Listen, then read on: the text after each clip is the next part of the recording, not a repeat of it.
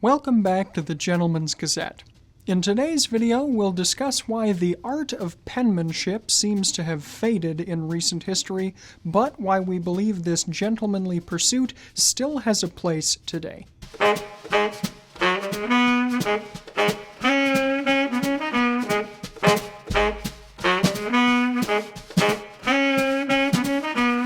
Fountain pens are a regular topic of discussion for us here at the Gentleman's Gazette, as evidenced by this playlist, but a true gentleman knows that not even a fancy fountain pen like a Waterman can compensate for poor handwriting. So, a gentleman often endeavors to make sure that his handwriting is as clear and beautiful as the ideas he's attempting to put on the page.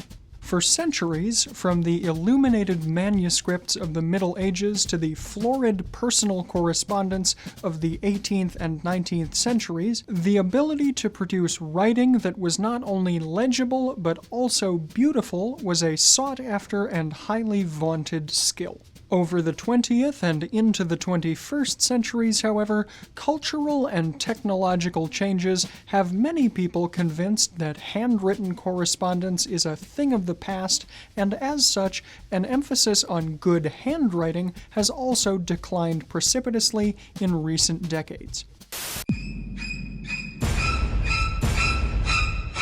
Printed script is used only when filling out forms or scribbling notes, and for many, cursive has become consigned exclusively to signatures.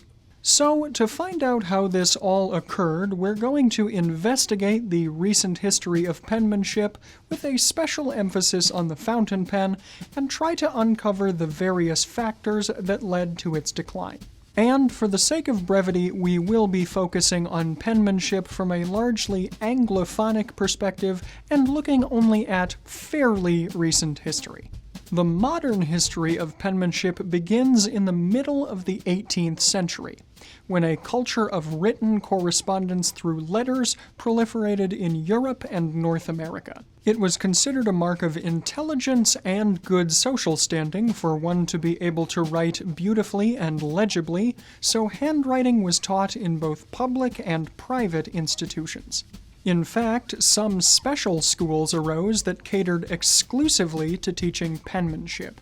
Guidebooks were also offered, and the first North American volume, entitled The American Instructor, was published in 1748. While there came to be many methodologies for proper handwriting and penmanship, one of the most influential arose in 1809 from Joseph Carsters, a British educator. He believed that writing ought to be formed smoothly and made up of one continuous stroke rather than having letters formed from multiple individual strokes as had been done previously. The result was a broad and fluid script that could be written quickly and efficiently, utilizing the movement of the entire arm to maintain speed and control without cramping in the wrist or in the fingers. This fluid style was particularly useful when writing in cursive. Penmanship courses during this period covered both cursive and printed script, but because cursive allowed one to write quickly, as the pen didn't need to be removed from the page as often, it was favored for most handwritten documents. And as cursive was the favored script, beginning around the middle of the 19th century, the fountain pen became the favored writing instrument. We won't delve fully into the fountain pen and all of its intricacies today, but for an extensive analysis, including how it works and its history, you can find our comprehensive guide on the subject here. For now, suffice it to say that by the end of the 19th century, the fountain pen had become the almost universal instrument for written correspondence, and for good reason. The fountain pen's nib allowed for a multitude of fine detailing and precise strokes, as well as for the even distribution of good quality ink that easily maintained a consistent flow. And in particular, the internal ink reservoir of most fountain pens eliminated the need to return to an inkwell or inkpot to refill the pen, as one had to do when using a dip pen or its antecedent, the quill pen. As the 20th century began, penmanship was considered fundamental to elementary education, and the fountain pen reigned supreme among writing instruments. Armed during grammar school with sharpened pencils, students of good handwriting in the 19th and 20th centuries would dutifully copy out individual letters and later phrases, sometimes filling up entire copybooks as they practiced. While dozens of different writing manuals were employed in North America at this time, the most popular of which were the Palmer and Zahner-Bloser methods, nearly all of them assumed that students were preparing to write with fountain pens. Even later writing systems, like the Danielian method that was developed in 1978, maintained norms established by the Palmer method, such as the suggested writing grip, that were more suitable to fountain pens than ballpoint pens. As students in the mid to late 20th century rose through the schooling ranks and entered the working world, however, many of them began to write with ballpoint pens, again for their low cost and perceived convenience.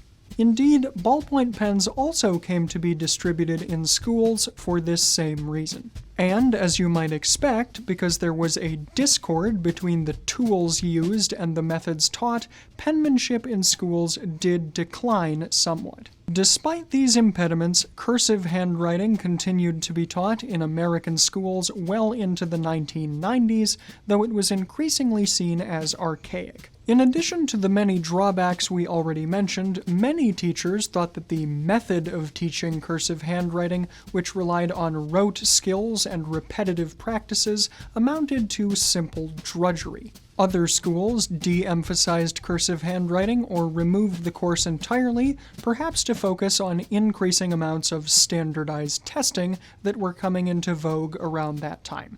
Today, the vast majority of American schools do provide rudimentary instruction in basic penmanship, but cursive is exceedingly rarely taught. In Europe, meanwhile, courses on cursive and penmanship are still somewhat more widely taught, and some students are even instructed on how to use a fountain pen. But all of this instruction is somewhat in decline in Europe as well. Speaking personally, I was taught the Danielian method for printing in elementary school and was also instructed in cursive as a third grader in 2003. Cursive wouldn't be emphasized in further years of my schooling, however.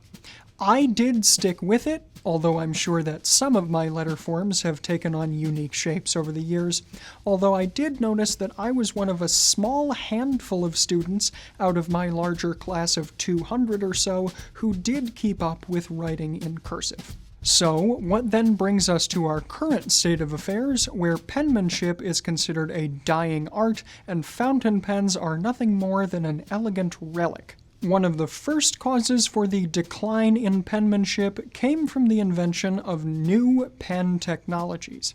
For all of its many benefits, the fountain pen wasn't without drawbacks. In particular, the refilling process could be time-consuming, and indelicate handling could lead to ink stains and spills. Also, fountain pen nibs were very delicate and could be easily damaged, especially on rough surfaces. Massachusetts inventor John J. Loud attempted to fix the delicate nib issue by creating in 1888 a pen that dispensed ink via a tiny ball at its point. That is to say, a ballpoint pen.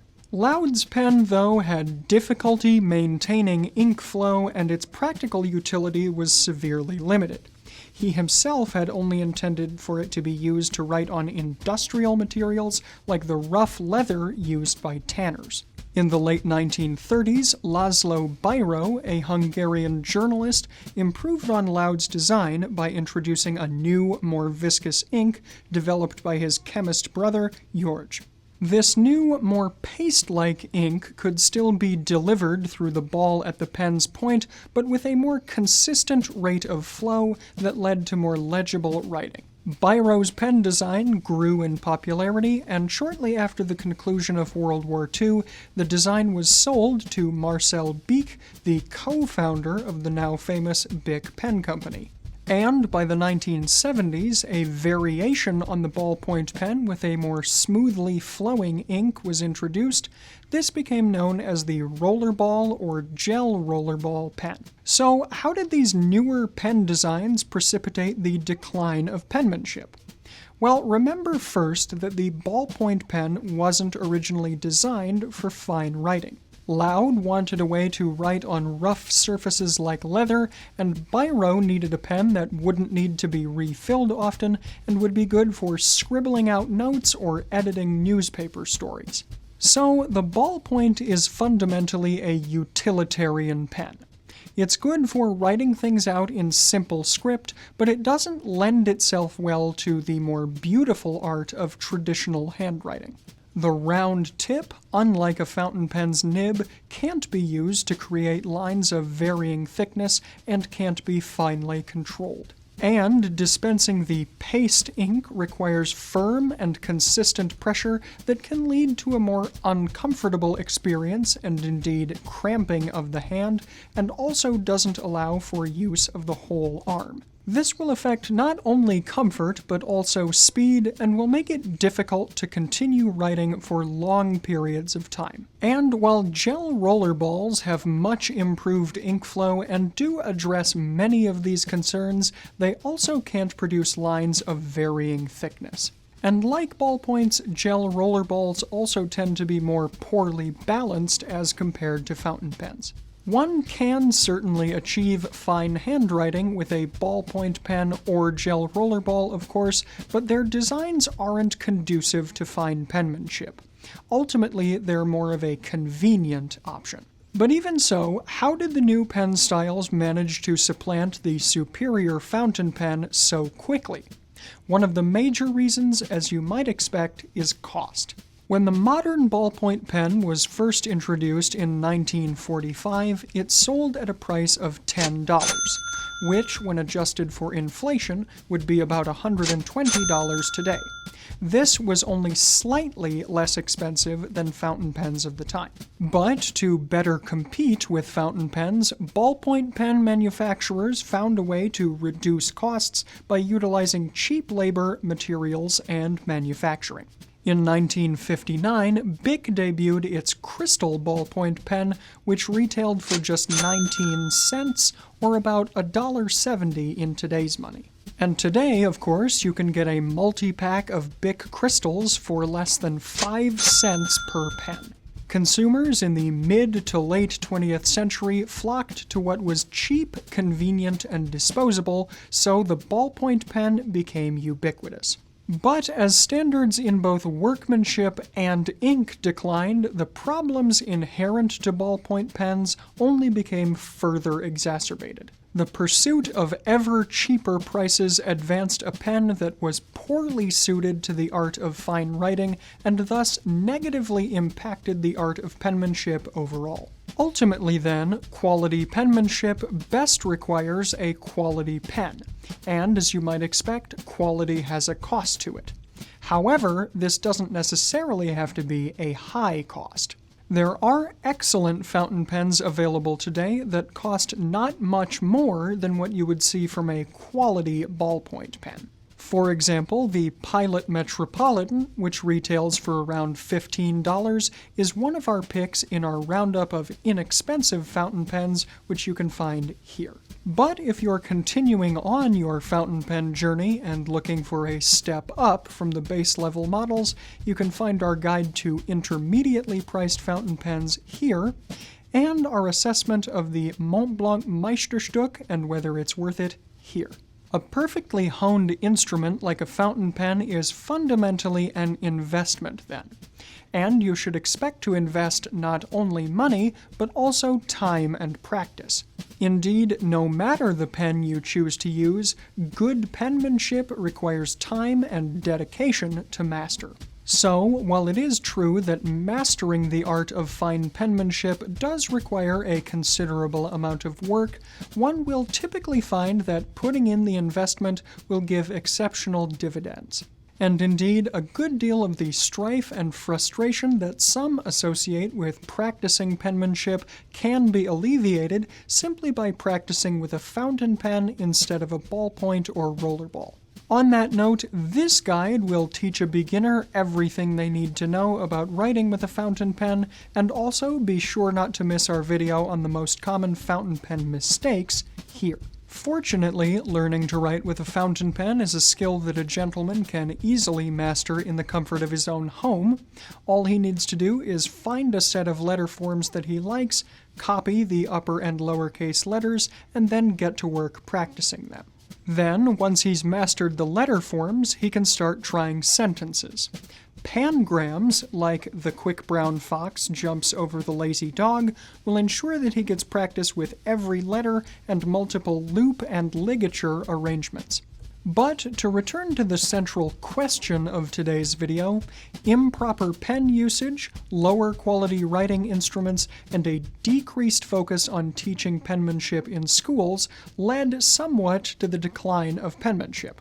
However, this wasn't the only factor, and certainly not what delivered the death blow. While the widening distribution of typewriters in the 1930s and 40s caused some to prophesize that this would lead to the death of handwriting, these predictions were largely ill-founded.